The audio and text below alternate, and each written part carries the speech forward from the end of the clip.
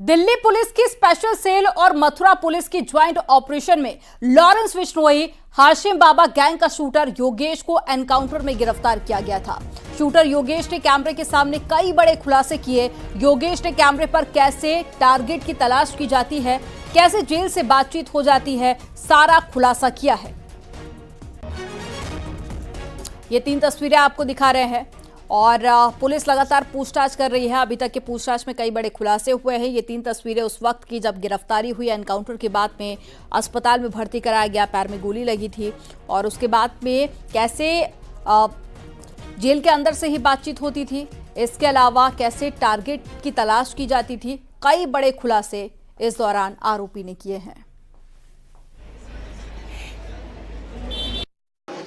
और यहाँ ले आई पुलिस और जिसमें मेरे टांग में गोली लगी है। कहते हैं कि अपराध की दुनिया में कदम रखने के लिए एक महारत हासिल होती है। महारत उसके पीछे कुछ और वजह ये थी कि मैं एक गरीब हूँ और मुझे नाजायज सताया गया, मेरे ऊपर मुकदमे लगाए गए और इस तरीके से मैं वहाँ तक पहुँच गया। तो संपर्क लॉरेंस के साथ कैसे हुआ और मैं आसिफ बाबा गैंग में हूँ। वो गैंग भी लॉरेंस बिश्नोई चलाते हैं। तो सलमान को किस प्रकार से लगातार धमकी मिलती है उनको ज़्यादा भी बाबा सिद्दीकी वाले वो तो कुछ लोग बीच में आ रहे हैं तो फिर कुछ ना कुछ तो होगा ही। वो कोई बाबा सिद्दीकी कोई सही आदमी थोड़ी नहीं था, उसके ऊपर मकोका का केस लगा हुआ है। अब आम आदमी पे तो मकोका का केस लगेगा नहीं। और बताते हैं वो उसके दफ से भी कनेक्शन थे। तो ऐसे लोगों को चिन्हित कर रखा है, क्या पहले रैकी की जाती है? इस बारे में तो सर मैं हकीकत बात बताऊं तो सारी जानकारी होती है और मिल जाती है। जैसे कि किसी की भी जानकारी निकालना हो। जैसे कि कैसे निकलती है? अरे क्या कहते हैं, ये फ़ोन चल रहा है, नेट है, गूगल है, सारी चीज़ें मिल जाती हैं। मतलब जिसको निशाना बनाते हो पहले उसके बारे में डिटेल पूरी निकालनी पड़ती है जी। हाँ। क्या पैसे की कोई डिमांड होती है? नहीं, पैसे की कोई बात नहीं। पैसे की तो आगे देखा जाए टारगेट पर कौन होगा? अगला निशाना तो देखो, हम तो जा रहे हैं जेल, अब पता नहीं कौन क्या कर रहा है और कैसा क्या होगा, इस बारे में मुझे जानकारी नहीं है। संपर्क कैसे करते हो? संपर्क कुछ जो दोस्त थे दिल्ली के मेरे, उनके जरिए बात हुई थी। मेरा तो कोई संपर्क था ही नहीं। तो जिस प्रकार से देखा जाए जेल में बंद हो जाता है फिर, लेकिन आपस में संपर्क कैसे कर लेते हो? एक दूसरे के जरिए कोई ना कोई आता जाता रहता है और लोग गैंग बहुत बड़ी है। कितने लोग होंगे? 100 से ज़्यादा ही होंगे। इंडिया से बाहर भी कनेक्ट? हाँ है, अमेरिका। अमाउंट की कोई बात ही नहीं है। अमेठी से खबर है, जहां पर गौरीगंज में ठेले पर रखे एलपीजी सिलेंडर में अचानक से आग लग गई और आग लगते ही बाजार में अफरा तफरी मच गई। आग पर काबू पाया गया, जिसके बाद में लोगों ने राहत की सांस ली। मामला जिला मुख्यालय गौरीगंज स्थित मुसाफिर खाना तिराहे के पास का है।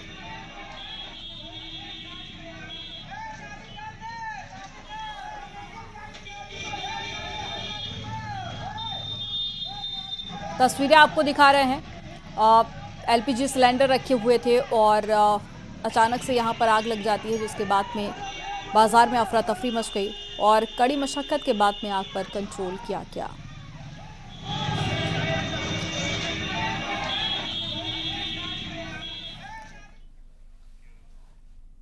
मथुरा से खबर है, जहां पर तेज रफ्तार सिटी बस ने टेम्पो को टक्कर मार दी और इस हादसे में 2 लोगों की मौत हो गई, जबकि एक युवक की हालत गंभीर है। सूचना पर पहुंची पुलिस ने घायलों को अस्पताल पहुंचाया। यह हादसा थाना जैत क्षेत्र का है।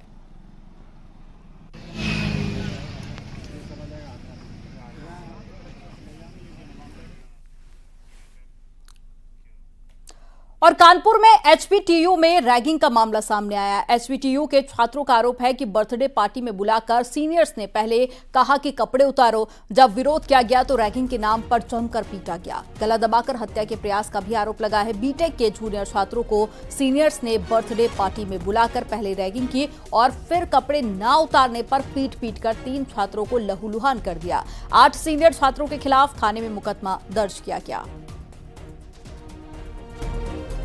लेके हॉस्टल में हुए सीनियर और जूनियर का विवाद इस कदर बढ़ गया कि ये मामला अब नवाबगंज थाने तक पहुंच चुका है। इस वक्त न्यूज़ 18 टीम एचबीटीयू के आप देख सकते हैं यूनिवर्सिटी गेट पे देखिए हरकोट बटलर प्रविधिक विश्वविद्यालय कानपुर, यही वो जगह है जहां अंदर कैंपस में 4th ईयर के स्टूडेंट्स ने 3rd ईयर के स्टूडेंट की इस कदर पिटाई कर दी कि उसके तमाम चोटें आई हैं। और 3rd ईयर के स्टूडेंट का ये आरोप है कि वो पार्टी पहुंचा जिसके बाद सीनियर्स ने उसका रैगिंग की और हत्या का प्रयास तक की। आगरा में एसटीएफ को बड़ी सफलता मिली है। डिजिटल अरेस्ट के आरोपी को गिरफ्तार कर लिया गया है और दिल्ली और साथ ही मेवात में आगरा के सिम कार्ड से लोगों को शिकार बनाता था। एसटीएफ ने साइबर क्राइम में सक्रिय मेवात गैंग के सप्लायर को पकड़ा है। आरोपी साइबर अपराधियों को फर्जी आईडी पर लिए गए सिम कार्ड और खाते उपलब्ध कराता था। आरोपी के पास से 10 सिम कार्ड और 14 खातों के एटीएम कार्ड बरामद किए गए हैं। एसटीएफ आगरा यूनिट कई दिनों से साइबर अपराधियों पर काम कर रही है। एसटीएफ को इनपुट मिला था कि साइबर अपराधियों को सिम और खाते देने वाला आगरा में आया हुआ है।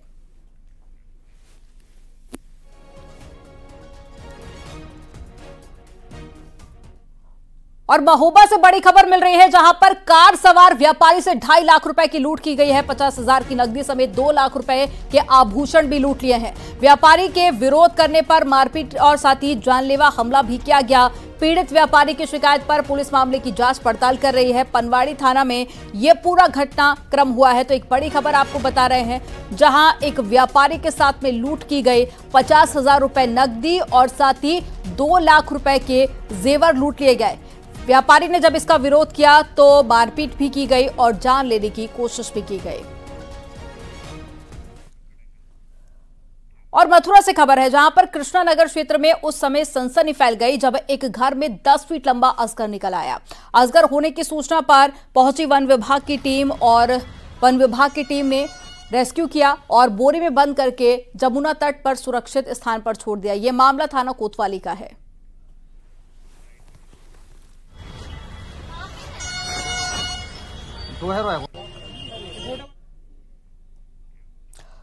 बुधवार को केंद्रीय चुनाव आयुक्त राजीव कुमार के हेलीकॉप्टर को पिथौरागढ़ के रालम में इमरजेंसी लैंडिंग करनी पड़ी थी, जिसके बाद में गुरुवार सुबह सीईसी के साथ में 4 लोगों को हेलीकॉप्टर की मदद से बाहर निकाला गया, जिसका वीडियो भी सामने आया है, जिससे दिखाई दे रहा है कि पायलट ने जहां हेलीकॉप्टर लैंड किया था वहां जगह काफी कम थी। बावजूद इसके पायलट ने सभी 4 लोगों को सुरक्षित रेस्क्यू किया। रालम 12,000 फीट की ऊंचाई पर है जहां सीईसी की टीम को 16 घंटे रुकना पड़ा, वो भी बिना किसी संसाधन के। लेकिन इस दौरान बेंगलोर के एक ट्रैकर सीईसी के लिए देवदूत बनकर पहुंचे और ट्रैकर 2 स्थानीय लोगों के साथ में रालम ग्लेशियर जा पहुंच रहे थे। लेकिन जब उन्होंने सीईसी की टीम को देखा तो उनके लिए आग जलाई और नूडल्स पकाकर भी खिलाई। आग के कारण सीईसी की टीम कड़कड़ाती ठंड में खुद को बचा पाई और इन दिनों रालम गांव माइग्रेशन के कारण पूरी तरह से खाली पड़ा हुआ है। तो तस्वीरें भी आपको दिखा रहे हैं।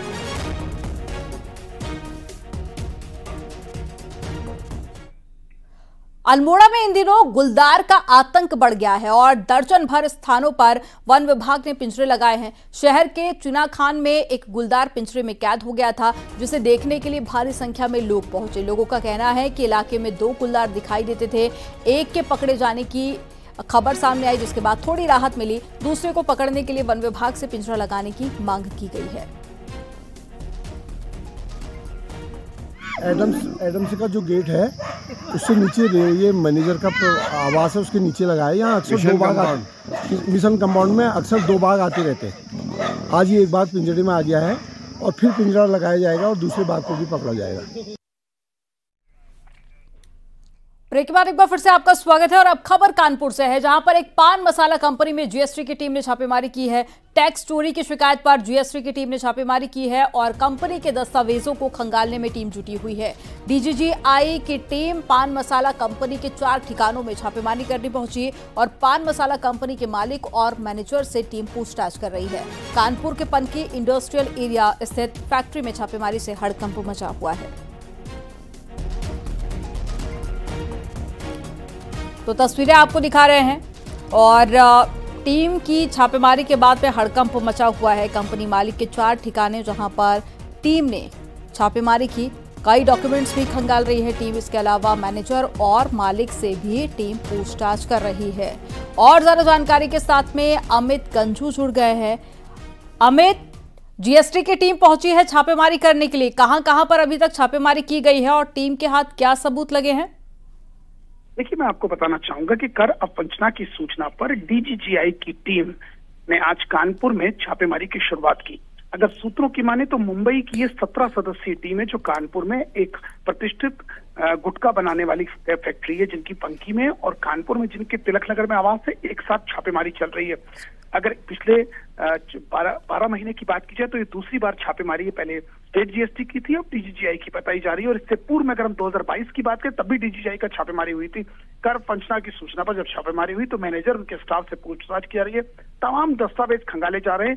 टीम के में असिस्टेंट कमिश्नर लेवल के एक अधिकारी पंकी में मौजूद हैं। जो हमारे सोर्सेज बता रहे हैं वो पूरे पेपर्स को खंगाल रहे हैं। लगभग 13 से 14 ऐसी फाइल्स हैं जिनकी बारीकी से पढ़ रहे हैं। 2.5 घंटे से ज्यादा का ये समय हो चुका है और पहले टीम आवास गई, आवास से पंकी, पंकी से फिर आवास, आवास से फिर पंकी और अब दोनों जगह टीम्स एक साथ काम कर रही है। अब जब ये छापेमारी समाप्त होगी या सर्च समाप्त होगी तब जाके पता चलेगा कि वास्तविकता थी क्या, कर वंचना कितने की थी, क्या इसमें फैक्ट्स है।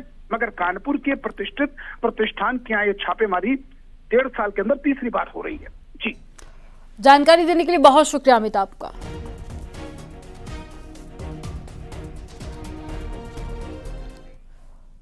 और मेरठ में पुलिस ने करोड़ों के पटाखे बरामद किए हैं। मेरठ और आसपास के जिलों में पटाखा सप्लाई करने वाले गैंग का पर्दाफाश किया गया और पुलिस ने 8 लोगों को हिरासत में लिया है।